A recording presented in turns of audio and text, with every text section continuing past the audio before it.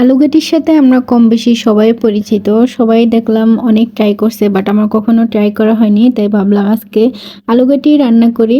তো চলে আসলাম রান্না করতে। প্রথমে আলুগুলো কেটে তারপরে সিদ্ধ করে নিয়েছিলাম, ওইটা ভিডিও করা হয়নি।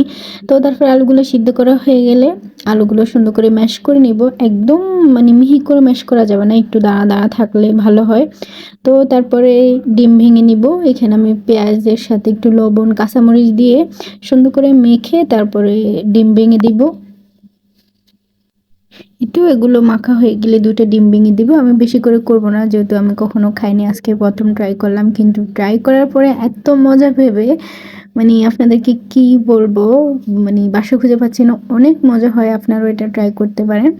তারপরে দুটো ডিম ভেঙে সুন্দর করে মেখে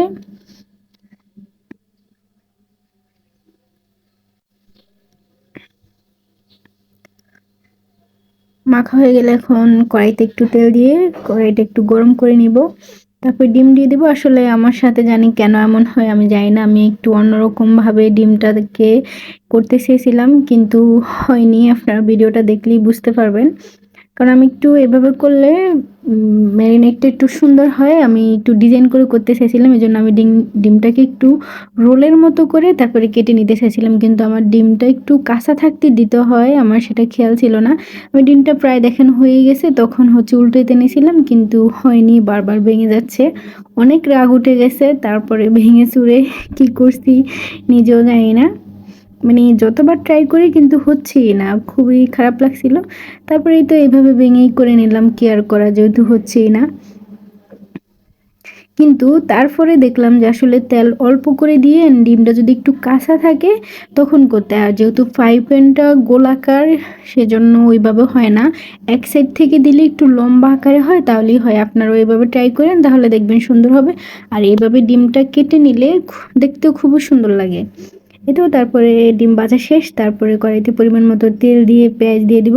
পেঁয়াজটা একটু হালকা করে ভেজে দিয়ে দেবো রসুন কাঁচামরিচ। ফ্লেভার জন্য একটা তেজপাতাও দিয়ে দিচ্ছি, আপনারা চাইলে অন্য মশলাও দিতে পারেন, কিন্তু আমি দেব না। তারপর একটু পানি দিয়ে সুন্দর করে মশলাটাকে করে তারপরে পরিমাণ মতো মরিচ হলুদ লবণ এগুলো দিয়ে দিব। দিয়ে মশলাটা এখন ভালো করে কষিয়ে নেব। ঢাকনা দিয়ে কষানো শেষ। এখন আমি সেই আলু গাটিটা দিয়ে দিব। আলুটাকে আমি ম্যাশ করে একটু পানি দিয়ে রাখছিলাম যাতে শক্ত না হয়ে যায়।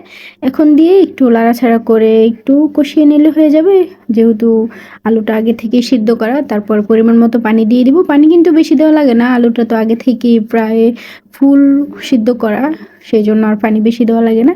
এতেও অল্প একটু পানি দিয়ে তারপর যখন উতরে আসবে তখন সেই ডিমটা দিয়ে দিব।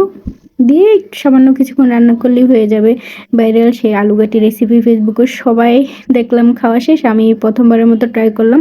বাট বিলিভ মি, খেতে কিন্তু খুবই মজা হয়েছে। আপনারা অবশ্যই যারা এখনও ট্রাই করেননি এই আলুঘাটি, অবশ্যই ট্রাই করবেন। কেউ কেউ মাছ দিয়েও রান্না করতে পারেন, কিন্তু আমি প্রথমে ডিম দিয়ে ট্রাই করলাম, আবার কখনো মাছ দিয়ে ট্রাই করব। ভিডিওটা ভালো লাগলে সবাই পাশে থাকবেন। আল্লাহ হাফেজ।